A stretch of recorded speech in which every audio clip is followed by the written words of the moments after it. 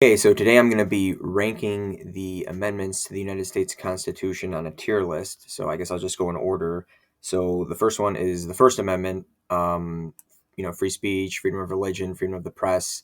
This is really a cornerstone, I think, of any free society, because the ability to think freely and express those feelings freely is incredibly important. So I hope that's self-explanatory. So that definitely goes in S tier.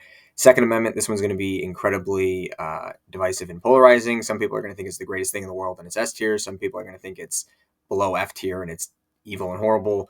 I'm going to put an S tier because I believe in the right to self-preservation, the right to self-defense, and the ability to defend oneself against a tyrannical government. Obviously, you could make a whole video on this or any other amendment for that matter, but I'll leave it at that, and we'll move on to the Third Amendment, which is quartering soldiers in your home. It prohibits the quartering of soldiers in times of peace. At the time, I guess this was kind of a novel idea, but now it's kind of become irrelevant because we haven't really had soldiers to quarter in the United States anytime recently. And because it's not like super relevant, I guess I'll just put it in B tier. The next one is the Fourth Amendment, which has to do with unreasonable searches and seizures. And this is one of my favorite area of laws because it has to do with the police interacting with individuals and the protections that those individuals have. Um, I think it's a really good amendment, and at the time it was, very novel and very powerful, but I don't think it went far enough. I don't think it gives enough protections to individuals over the state. And so for that reason, I'm going to put it in A tier instead of S tier. Next is the Fifth Amendment, which has a whole lot of different things in it. It has grand jury, the right against double jeopardy, right against self-incrimination, due process, etc. A lot of really good things in there. The one kind of bad thing is the eminent domain clause. And in the eminent domain clause, it specifically allows the government to take private property as long as it's used for public use. And I think it should be a lot more restrictive than that. And the government should really only be able to take private land from people in, more emergency or exigent type situations. And so for that reason, it's not going to be S tier. It's going to be A tier, but there are a lot of other good things in that amendment. The next is the Sixth Amendment, which has a lot of things too, right to a speedy trial, trial by jury, etc. So that has a lot of good things in it as well. I wish they would have been more clear about the right to a speedy trial because now you'll have criminal proceedings that last for months or years, which is kind of ridiculous. So I'll put it in A tier. Next is the Seventh Amendment, which is the right to a jury in certain instances for civil lawsuits. I think the jury system is very important, but it is flawed. And this is a civil context, which is not quite as important as a criminal context. So, for that reason, I don't think it's quite as important as some of the other amendments or as interesting. So I'll put it in B tier. Next is the Eighth Amendment, which is excessive fines and cruel and unusual punishment. I think this is pretty good, although it's you know, a little vague, but there's a lot of jurisprudence behind this. So I'll put it in A tier.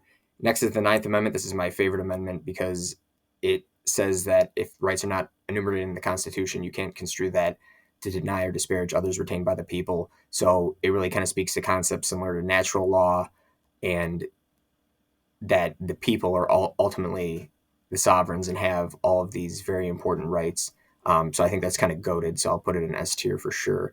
Next is the 10th Amendment, which reserves rights not given to the federal government to the state governments. I think that's very important because it speaks to the whole system of federalism that's in our Constitution. But I would say the states aren't as important as the people, although they are mentioned in this amendment. So not as good as the Ninth Amendment, but I will put it in A tier. Next is the 11th Amendment. This has to do with sovereign immunity. Basically, can't sue states because they're the sovereign.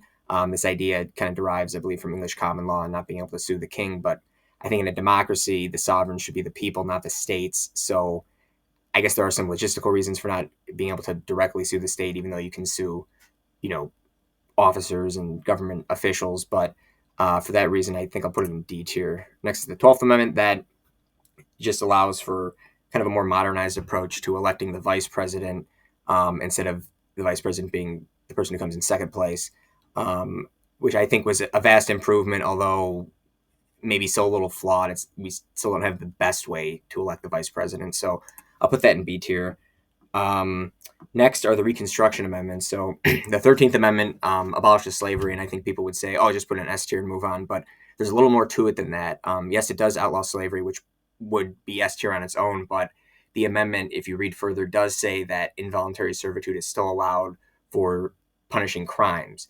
And it makes sense that in our Constitution and our justice system, you can be deprived of liberty and freedoms if you're convicted of a crime and there's due process. But I don't know how I feel exactly about um, involuntary servitude as a punishment. I think in the modern context, just serving your time is punishment enough, and uh, sentencing you to labor is kind of reminiscent of more draconian times and labor camps and things like that. So for that reason, it's not going to be an S tier. Next is the 14th Amendment. This has a whole lot of stuff in it, a lot of jurisprudence behind it. I think it's been perverted recently with kind of the confused legal theory of substantive due process, but I think there's a lot of good things in there in the Equal Protection Clause. Um, so I will put it in A tier. Next is the 15th Amendment, which says that the right to vote can't be denied by race. S tier. Next is the 16th Amendment, which allows federal income tax, and since taxation is theft, it's F tier. Horrible amendment. Next is the popular election of senators, which I think is an improvement over legislatures electing senators, which is how it used to be. I mean, it does change up the system of federalism a little, but I will put that probably A tier. Next is the 18th Amendment, which prohibited alcohol. Self-explanatory, F tier immediately. 19th Amendment is women have the right to vote, S tier. 20th, just kind of does some, I would call them housekeeping things. It has to do with the presidential term and the secession of the president, and it kind of shortens the lame duck period, so the president gets inaugurated earlier than before, which is I think is good, and it's also good to kind of lay out, um, who becomes president if the vice president dies and beyond. So for that reason, I'll put it in A tier. 21st Amendment repeals prohibition, definitely S tier, also self-explanatory. I don't know where I felt like I get a little drink around here, do you, bud? 22nd Amendment was only really necessary because FDR decided to go against the tradition of only being president for 2 terms. So I think it's unfortunate that we had to pass this amendment, but I think it's a good amendment for term limits for president. So I will put that in A tier. Next is the 23rd Amendment, which gives DC electors in the presidential election. I think it would be sad if it wasn't so. It would be funny if it wasn't so sad that we kind of fought a revolution. One of the reasons was taxation without representation, and DC doesn't get a lot of representation. I'm not for DC statehood, but I am for giving them equal representation in Congress and in other areas, but not necessarily giving them the equivalency of a state for many different reasons. But I think this was really good to allow them to have a voice in the presidency because they are obviously part of the country and they're our nation's capital. So I'll put that in A tier. Next is repeal of poll taxes. I think that's obviously a good thing.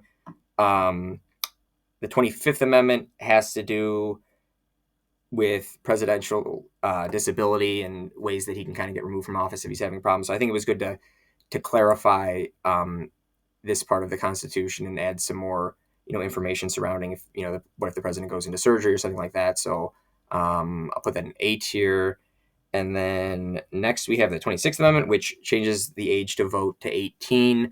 In general, I think voters are by and large stupid, and lowering the age only makes that worse. However, since 18-year-olds can be drafted, they can go to war and kill for the country. They become adults in so many aspects and have all these responsibilities. And it's generally when they tend to sever, dependency ties with their parents. I think that if we're going to do all that, it should definitely be 18 to vote. And even absent that, I might say that it should be 18 as well.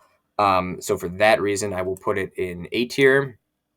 And then the 27th Amendment, I think this amendment was originally proposed with the Bill of Rights back in the 1700s. I think there were originally like 12 that were proposed, and this was one of them. It says that Congress's salary will change only in the next, after the current election cycle goes through, so that voters can see, hey, if you're raising your salary, we might want to decide to vote you out of office. And I think that's really good as a concept, but in practice, I don't think it really affects voters too much. So it's not as big of a deal as you might think it is, pragmatically versus as a concept. So I guess for that reason, I'll put it in A tier.